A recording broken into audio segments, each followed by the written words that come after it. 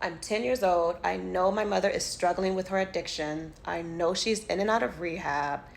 I'm living with my aunt who tells me when I go to work, if your mother comes to the house, do not let her in. And as soon as she leaves for work, my mom shows up at the house. And me, a 10-year-old adult, even though I was a kid, I like to say I became an adult at 10 years old because the things that I had to do and the decisions I had to consciously make, the things I understood, I shouldn't have known all that stuff at such an early age. I shouldn't have been in all of the places. I just should not have been, but I was. But when my mom came to the door, I did not let her in. I followed instructions, but I was also very aware and I understood that if I let my mother in, she would probably find something that she could exchange to get her fix. And I didn't want to contribute to that. The fact that I understood all this at 10 is asinine, but I didn't want to contribute to that. And again, I was also trying to say, listen, I need you to get better. I need you to get better. So I did not open that door for her. I spoke to her through the door. We had a brief conversation. And after she realized it just wasn't going to happen, she finally left. Now, let me rewind a bit. Before my mom went to rehab and when we were in the trenches from about the age of, I'm going to say between 8 to 10, when I was with her everywhere. I was attached to her hip. So that means I was in the rack houses with her. I was with her when she was buying her supplies. I was with her when she was making exchanges and transactions with the person that was selling the rack to her.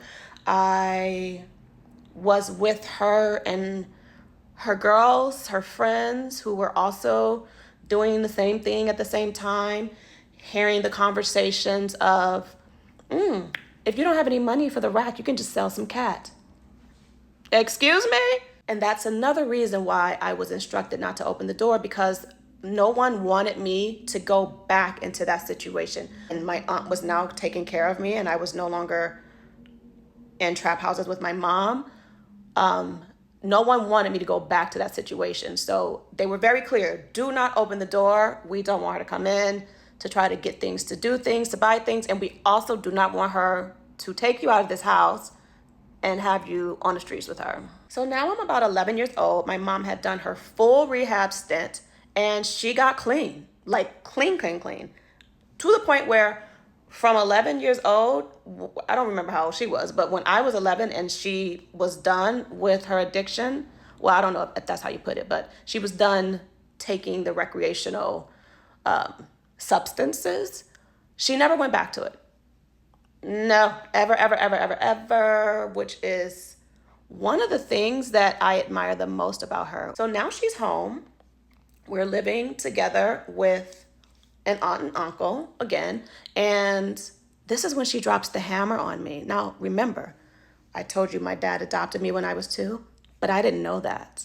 I thought he was my biological dad. No one ever mentioned it. It never came up. I was never a step anything, so I had no clue. But I guess one of the things you deal with when you come out of addiction is they encourage you to tell the truth about everything. So at 11, she decides to tell me that my biological dad was not my biological dad. And that whoever my biological dad was wanted to meet me. You want to know what I said? Again, I was a very mature child because I had no choice. Y'all, why did I say to her, well, I don't know why you felt the need to lie about that. Lies always have a way of coming out. I feel like you should have been honest from the beginning, and we would not have been in the situation that we're in now. She was flabbergasted that I was so sensible about the whole thing. So I agreed to meet with this man who is apparently my biological dad. The meeting was set up. We were going to meet at Ponderosa Restaurant. If you know anything about Detroit, you know what Ponderosa is. So we were going to meet at Ponderosa. And I remember this day like it was yesterday. I can tell you exactly what I wore. I wore red Levi's, the skinny jeans, which during that time, I think it was in the 80s. I was very cute. This was about 84, maybe 85. Red Levi's skinny jeans. I had on a white sweatshirt hoodie sweatshirt, and it was airbrushed, and it said half pint on the back because that was my nickname. And I don't remember what was airbrushed on the front, but it had something airbrushed on the front. I had on Lottos with the detachable little emblem, so I made sure I took off the little pink one and put the red sign on, so I was completely matching. I was fresh. I was so fresh. I got dressed up like it was my wedding day. I don't know that I felt excitement.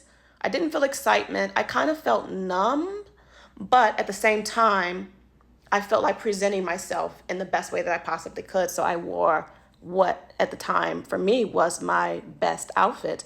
And we went to the restaurant to meet my biological dad, and he did not show up.